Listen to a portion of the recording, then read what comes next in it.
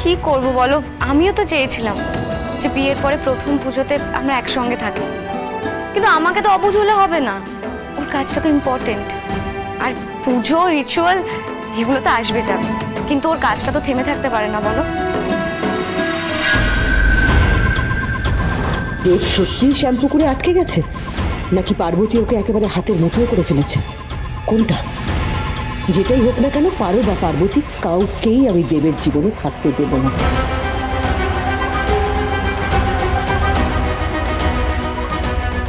মা, কি হলো, কি ভাবছো তুমি? আর কি ভাববো, তোর কথাই ভাবছি। তোর জায়গায় অন্য যে কেউ যদি হতো না রে, আমার ছেলেটাকে সন্দেহ করতো। তুই এত মিষ্টি মেয়ে, তুই এত বুঝিস আমার ছেলেটাকে।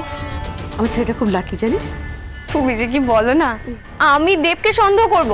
হতেই পারে না। কোথায় বর অন্য মেয়েকে নিয়ে গেছে বলে সন্দেহ করবি? হামলে পড়ে পার্বতী সত্যিটা জানার চেষ্টা করবি, তা না সাপোর্টিভ ওয়াইফ হয়ে ঘুরে বেড়াচ্ছে। কতদিন আর আমার হাত ফসকে বেড়াবি? একদিন না একদিন তো আমার ফাঁদে তোকে পড়তেই হবে। পার নেই তাহলে আর রাত করিস না, শুয়ে পড়। হ্যাঁ মা, তোমরাও শুয়ে পড়ো। Good night. Good night.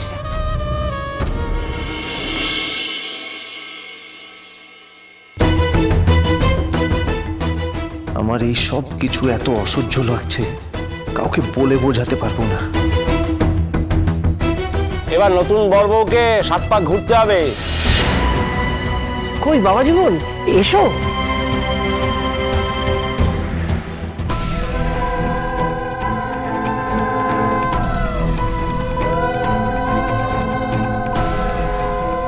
আমি ভাবতেও পারিনি যে এখানে এসে এইভাবে আমি আবার ট্র্যাপড হয়ে যাব।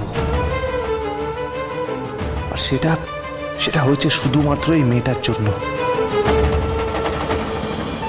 কোথায় আমি আজকে আমার পারোর সাথে থাকতাম, আমার পরিবারের সাথে থাকতাম, তা না এই মেয়েটার সাথে এই গ্রামের ফালতু নিয়ম পালন করতে হচ্ছে। আমি জানি এই নিয়ম আপনার ভালো লাগছে না শৌর্যবাবু, আর কিছুক্ষণ তারপরে আপনি মুক্ত। কিন্তু আমাকে তো সারাটা জীবন এই শীতের সিঁদুরখানার ভার বয়ে বেড়াতে হবে। আমার তো কোনোদিনও মুক্তি হবে না।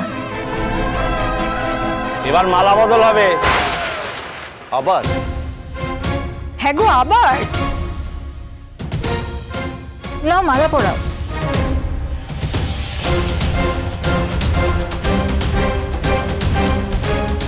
পার্বতী আর জামাইকে দেখে চোখ যেন জুড়িয়ে গেল। সত্যি এ যেন রাজ্যটক। ঠাকুর যেন এদের দুজনকে এক করেছে। যেমন আমাদের মেয়ে তেমন আমাদের জামাই, এর যেন কোনো তুলনাই হয় না।